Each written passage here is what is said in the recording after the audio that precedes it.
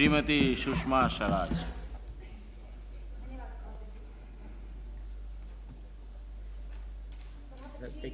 Exactly thought. That is what we saw. No, even the rule provides starting.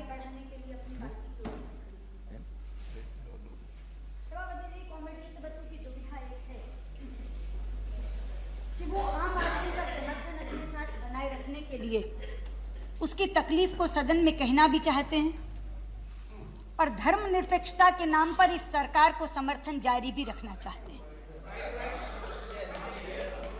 इसलिए सरकारी दस्तावेजों से कुछ आंकड़े पढ़कर उन्होंने संकोच से अपनी बात सदन में रखनी चाहिए, लेकिन मेरा दल ऐसी किसी मजबूरी से घिरा हुआ नहीं है। इसलिए मैं बिना सरकारी आंकड़ों के मायाजाल में उलझे एक आम आदमी के दर्द को एक आम आदमी की जुबान में इस सदन में रखना चाहूंगी। सभापति जी, आपको याद होगा कुछ दिन पूर्व शून्यकाल में भी मैंने आटे और दाल के दामों में बढ़ोतरी के मसले को इस सदन में रखा था और कल जब गेहूं की बढ़ती हुई कीमतों पर खाद्य मंत्री ने एक वक्तव्य दिया था, तब इस विषय की गंभीरता को समझते हुए मेरे आदरणीय नेता, जो विपक्ष के नेता भी हैं, वाजपेयी जी ने इसी सदन में ये मांग की थी कि सभी नियमों को स्थगित करके इस विषय पर तुरंत चर्चा होनी चाहिए। मुझे दुख है कि ना तो शून्यकाल में उठाए हुए मेरे प्रश्नों पर उस दिन सरकार ने रिस्पॉन्ड किया और ना कल ही हमारी तुरंत चर्चा की मांग को सरकार ने स्वीकार किया।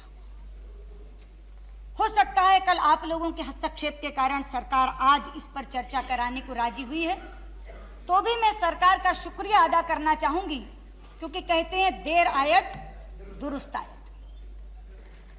सभापति जी, हिंदी गजल के एक प्रख्यात कवि हुए हैं दुष्यंत। बिल्कुल आज किसी परिस्थिति को लगता है कि कभी दर्शक दीर्घा में बैठे होंगे, तब उन्होंने बहुत ही दो मार्मिक पंक्तियां आज की परिस्थिति पर लिखी थी कि पेट में है भूख, रोटी नहीं तो क्या हुआ, आजकल संसद में है जेरे बहस ये मुद्दा। सभापति जी, शायद आज भी इस चर्चा को सुनने वाले लोग शायद इतना संतोष कर रहे होंगे कि ये सरकार रोटी भले ही न दे सके, कम से कम संसद में बहस तो करवा रही है, और शायद ये आशा उन्हें जग रही हो कि इस बहस के बाद कोई राहत उन्हें सरकार दे पाएगी। इसलिए चर्चा प्रारंभ करने से पहले मैं निवेदन करना चाहूंगी मंत्री महोदय से कि आज की इस चर्चा को रस्म निभाई के तहत न करवाएं। आज की इस चर्चा को सदस्यों की भड़ास निकालने का एक माध्यम समझकर न करवाएं। आज की इस चर्चा को टॉकआउट न हो जाने दें, बल्कि हमारे द्वारा उठाए जा रहे मुद्दों पर गंभीरता से विचार करके कोई प्रभावी समाधान खोजें, ताकि वाकई लोगों को राहत मिल सके। सभापति जी, आज लोग रो रहे हैं, क्रोधित हो रहे हैं, सरकार को कोस रहे हैं, सड़कों पर निकलकर प्रदर्शन कर रहे हैं।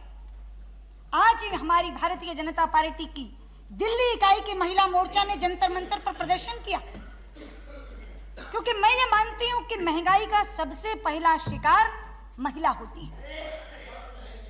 पति तो जो कमाता है लाकर उसके हाथ में रख देता, घर चलाने की पूरी जिम्मेदारी उसकी है, और अगर वो न चला पाए तो नालायक वो कहलाती है। बच्चों की भूख उससे बर्दाश्त नहीं होती, पति को खिलाना ये वो अपना धर्म समझती है, इसलिए इन तीनों चीजों के बीच में पिसती है स्वयं, खुद बिना खाए सोती है। इसीलिए आज वो अपना दर्द कहने के लिए सड़क पर निकली। इसलिए मैं आपसे कहना चाहती हूं कि कुछ प्रश्न हैं हमारे, उन महिलाओं के, उन पुरुषों के, उन प्रश्नों को मैं अपने माध्यम से रखना चाहती हूं और आपसे जवाब चाहती हूं उस बात का। आपने कल एक बहुत लंबा चौड़ा विस्तृत बयान दिया इस सदन में। सभापति जी, उस बयान में बार बार मंत्री महोदय ने एक बात कही कि भारत सरकार की एफसीआई के पास पर्याप्त मात्रा में गेहूं उपलब्ध था, और उन्होंने एक बात और दृढ़ता से कही, अगर मैं उन्हीं के शब्दों को रिपीट करूं तो कि जून 96 के बाद एक छटाक गेहूं भी हमने निर्यात नहीं किया। मेरा बहुत सीधा प्रश्न है आपसे मंत्री महोदय कि गेहूं आपके पास पर्याप्त मात्रा में उपलब्ध है, निर्यात आपने एक छटाक भी किया नहीं, तो गेहूं गया कहां? किसने गायब कर दिया? क्यों गायब कर दिया? आप बड़ी दृढ़ता से कल एक बात कह रहे थे, मेरी नीयत साफ है। सभापति जी, उनकी नीयत साफ है या नहीं ये तो ईश्वर जानता है, मगर बाजार से गेहूं साफ है ये सारा हिंदुस्तान जानता है। क्या मैं पूछ सकती हूं वो गेहूं कहां गया? आपके अपने वक्तव्य में जवाब इसका मौजूद है। आपने कहा कि एफसीआई ने ओपन मार्केट में सेल की है, खुले बाजार में गेहूं बेचा है और उसके आंकड़े दिए। मैं आपके माध्यम से कहना चाहती हूं सभापति जी, ये खुले बाजार में बेचे जाने वाले गेहूं पर 200 मीट्रिक टन और 500 मीट्रिक टन की पाबंदी तो कल लगी।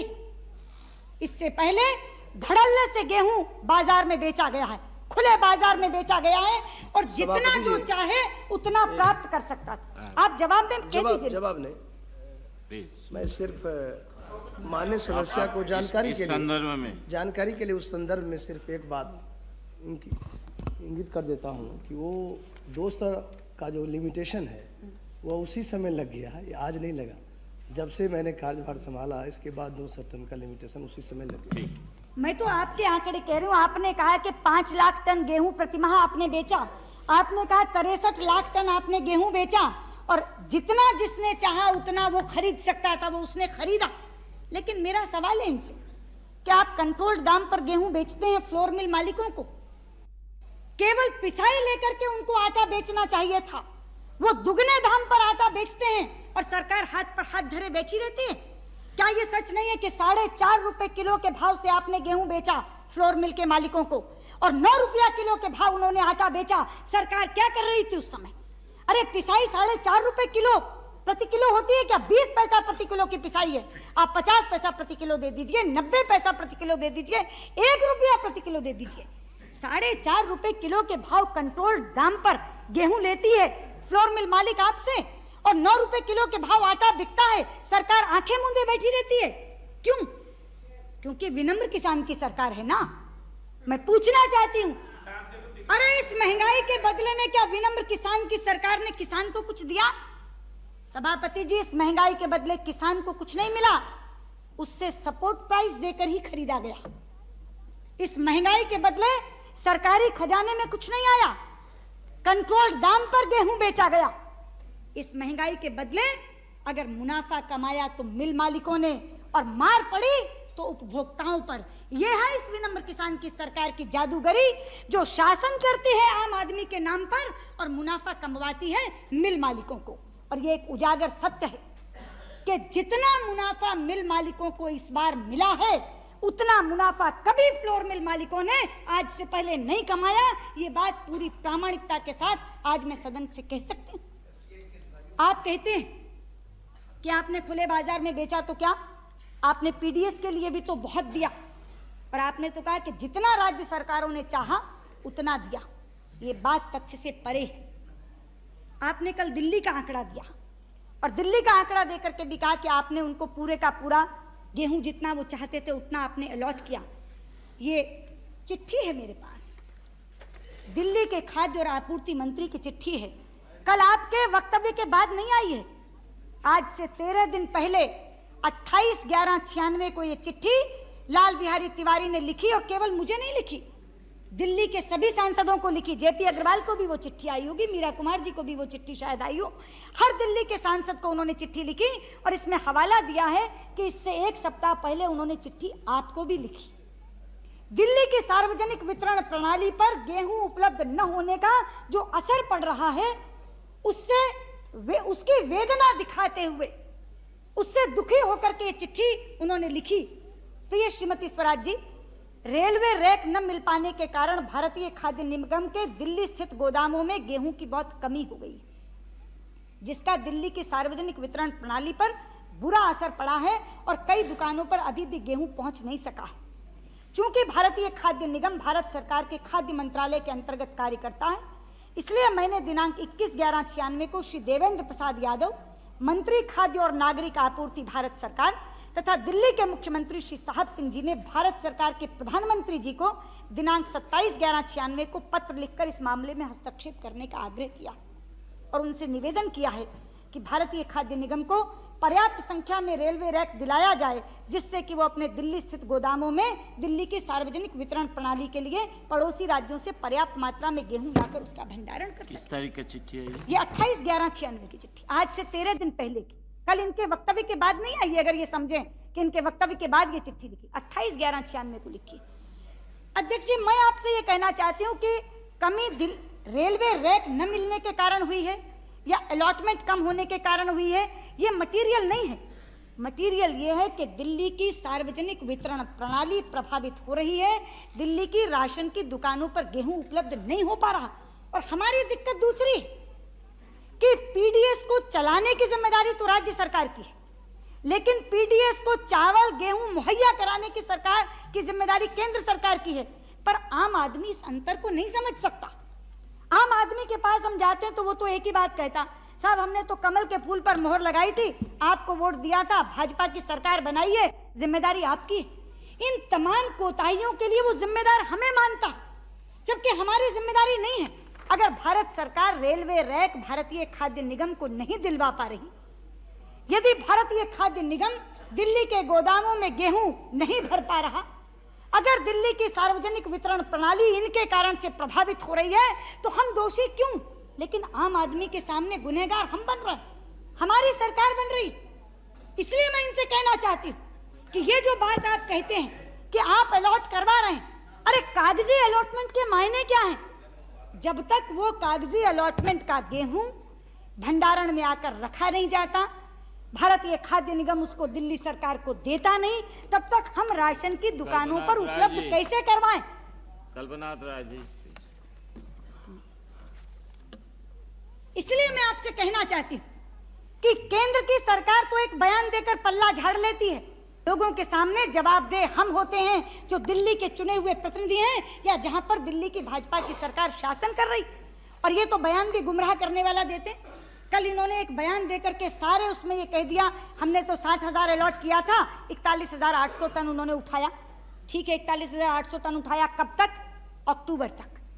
सभापति जी, ये तो कॉमन सेंस की बात है कि अप्रैल में नई फसल बाजार में आ जाती है, मई से अक्टूबर तक कभी गेहूं की किल्लत होती नहीं, और वीट का ऑफटेक राशन की दुकानों पर तब होता है जब बाजार भाव राशन की दुकान से ज्यादा होता है। ये बड़ी कॉमन सेंस की बात है। अगर बाजार भाव खुले बाजार में मिलने वाली चीज और राशन की दुकान पर मिलने वाली चीज के दाम बराबर रहते हैं या 50-60 पैसे का अंतर रहता है, तो कोई राशन की दुकान पर लेने जाता नहीं, क्योंकि सबको पता है कि राशन की दुकान की बजाय बाहर चीज बेहतर मिलेगी। देख लेगा, पजोक लेगा, राशन की दुकान पर तो जैसा आया कंकड़ पत्थर मिलाकर बांट दिया। तो इसलिए कभी भी वीट का ऑफटेक नहीं होता। और मैं तो अपने अनुभव से बता रही, ये खाद्य और आपूर्ति का महकमा हरियाणा में मेरे पास रहा है, मुझे मालूम है। हम कभी भी वीट का ऑफटेक नहीं करते थे अक्टूबर तक। हम कहते थे केंद्र सरकार को कि बेशक से हमारा रख लो, हमें दिसंबर से मार्च तक चाहिए। ये सबको पता है कि दिसंबर से मार्च तक गेहूं की किल्लत होती है। हर राज्य सरकार से इनके पास उस समय बढ़ी हुई मात्रा मांगी जाती है और इनसे कहा जाता है कि आज चूंकि बाजार भाव ज्यादा हो गया है, राशन पर बढ़ गई है खपत, राशन से लोग मांग रहे हैं, बाजार भाव की किल्लत दूर करने के लिए पीडीएस को स्ट्रेंथन करना होगा, इसलिए आप हमें ज्यादा गेहूं दें। ये बात छोटी सी चींटी को समझ में आ सकती है, सरकार के मंत्रियों को समझ में नहीं आ सकती। अरे चींटी छोटा छोटा दाना जमा करके रेनी डे के लिए रखती है और उसको पता है कि अगर वो ये जमा किया हुआ खुर्द-बुर्द कर दे तो बरसात में भूखी मर जाएगी। ये बात एफसीआई के अधिकारियों को नहीं पता। वर्षों से ये महकमा संभाल रहे हैं वो, उन्हें नहीं मालूम कि आज जो भंडारण की किल्लत उन्हें आ रही है। इन्होंने लिखा अपने बयान में कि हमारे पास इतना ज्यादा गेहूं उपलब्ध था कि उसको रखने का बोझ उठाने में हम असमर्थ थे। ये इनके बयान में लिखा, आप कहें तो मैं पढ़ के सुना दूं। पढ़ा, इन्होंने खुद ने पढ़ा, मेरे पास हिंदी वाला नहीं, इन्होंने हिंदी में पढ़ा, मैं अंग्रेजी में बता रही हूँ। There was problem of storage due to huge quantity of wheat in the godown. The FCI had to bear the burden of carrying cost as the quantity of wheat was more than requirement. आपके पास अगर भंडार में गेहूं उपलब्ध है और इतना ज्यादा उपलब्ध है कि आप उसको किल्लत के समय में अगर निकालें तो लोगों की कठिनाई दूर हो सकती है, पीडीएस स्ट्रेंथन हो सकता है, सार्वजनिक वितरण प्रणाली को वाहवाही मिल सकती है, भूखे आदमी को रोटी मिल सकती है, उसकी आपको चिंता नहीं। आज जो आपको वेयर हाउस में स्टोरेज करने की का जो बोझ उठाना पड़ रहा वो आपको बोझ लगता है और इस कारण से आप सारा का सारा भंडारण खुर्द-बुर्द कर देते हैं, ओपन बाजार में माल बेच देते हैं। मैं कहना चाहती हूं आपसे और बिना शब्द चबाए कहना चाहती हूं, ये ओपन सेल मार्केट में किया गया, ओपन सेल खुले बाजार में बेचा गया गेहूं एक षड्यंत्र के तहत हुआ है। इससे साजिश की गंध आती है, इससे भ्रष्टाचार की दुर्गंध आती है। और केवल गेहूं की बात नहीं, आगे क्योंकि एसेंशियल कमोडिटीज पर है ये आज का 193 का डिस्कशन। आप जानते हैं कि आटा गेहूं तो लोग खाते ही खाते हैं, लेकिन हिंदुस्तान के 75% प्रदेशों का स्टेपल फूड दाल और चावल है। दिन के भोजन में तो लोग जरूर दाल चावल खाना चाहते। बैठे हमारे पासवान जी, इनके बिल्कुल पीछे बैठे, इन्हीं के प्रदेश के, मेरे साथ रशिया गए थे, 4 दिन दाल चावल नहीं मिला, कांप गए बिल्कुल। बहन जी कहीं से कोई ऐसा होटल दिखवाओ जहां दाल चावल खाएं। अरे दाल चावल के बिना तृप्ति नहीं होती, ये सही बात, दाल चावल के बिना तृप्ति नहीं होती। क्या दाम है आज दालों का, क्या दाम है आज चावल का? आज के आंकड़े लाई हूं, कल के नहीं। आज जिस भाव दाल और चावल बिक रहा है, आटा 10 रुपए 50 पैसे किलो, मूंग की दाल 32 रुपए किलो, अरहर की दाल 32 रुपए किलो, चने की दाल 20 रुपए किलो, सरसों का तेल 52 रुपए किलो, सफोला 67 रुपए 50 पैसे किलो, नमक 6 रुपए किलो और चावल 24 रुपए किलो। कोई लग्जरी की सवेरे के दाम है ये। हाँ, शाम तक और बढ़ गए होंगे, शाम तक और बढ़ गए। एक भी चीज मैंने इसमें ऐसी नहीं डाली जिसको आप एसेंशियल कमोडिटी के अंदर न रखते हो। इसेंशियल में भी very very essential, not only important but very very essential. इसमें चावल है, कौन सी चावल? चावल वही परमल, सेला और कौन सा चावल है, बासमती तो 45 से कम नहीं मिलता। बासमती तो 45 से कम नहीं है, हल्का बासमती 45 रुपए है, 60 रुपए तक जाता है। ये वो चावल जो भात आप लोग खाते हैं, ये वो चावल। मैं बासमती चावल का दाम नहीं दे रही। धान खरीदने का इंतजाम नहीं कर सकी एफसीआई। हरियाणा में 15-15 दिन तक बोल देनी होती थी। एक तरफ धान खरीदा जाता है 700 रुपए प्रति क्विंटल के हिसाब से, और यहाँ चावल 50 रुपए किलो।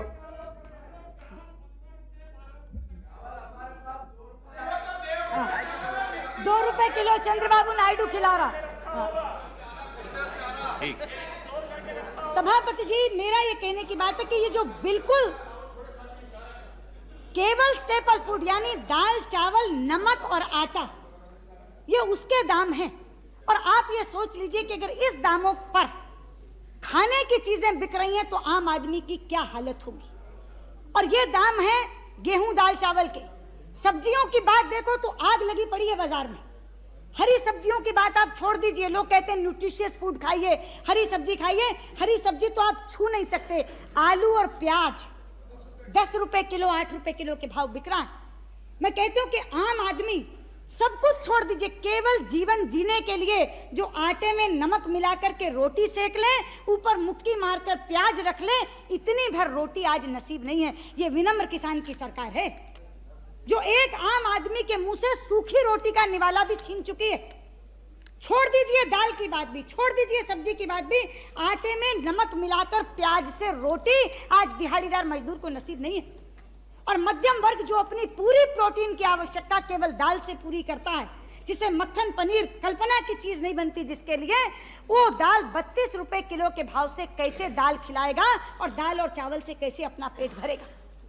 आलू और प्याज की जब मैं दाम देखती हूँ तो मुझे कई बार अपने कांग्रेस साथियों की याद आती। जनता पार्टी के समय में सभापति जी केवल प्याज के दाम पर सरकार चली गई थी। पूरे हिंदुस्तान में इन्होंने बावेला मचा दिया था। 5 रुपए किलो प्याज हो गया, 5 रुपए किलो प्याज हो गया। आज 10 रुपए किलो के भाव से बिक रहा है। मगर वो धर्मनिरपेक्षता की मजबूरी है कि इस सरकार पर 10 रुपए किलो का प्याज मंजूर होगा, क्योंकि धर्मनिरपेक्षता के कारण सरकार को बनाए रखना जरूरी है, इसलिए 10 रुपए का प्याज मंजूर है। सभापति जी, आप मल्टीनेशनल्स की साजिश को जानते हैं। इसका एक और पहलू है जिसको मैं इस सदन में रखना चाहूंगी, शायद इस पर किसी का ध्यान नहीं गया। ये जो चीजें महंगी हो रही हैं, दाल, चावल, आलू, प्याज, आटा, नमक, इसके पीछे बहुराष्ट्रीय कंपनियों की एक गहरी साजिश है जिसकी तरफ शायद सरकार का ध्यान भी नहीं जा रहा। बहुराष्ट्रीय कंपनियां इस देश के आम आदमी के जीवन स्तर को महंगा करना चाहती हैं, और वो जीवन स्तर तब तक महंगा नहीं होगा जब तक खाने की रोटी महंगी नहीं होगी, क्योंकि वो बेसिक और बुनियादी चीज है। जब खाने की रोटी महंगी होगी तब बढ़े हुए वेतन की मांग होगी, और वो बढ़ा हुआ वेतन ना सरकार दे सकेगी ना स्वदेशी उद्योग दे सकेगा।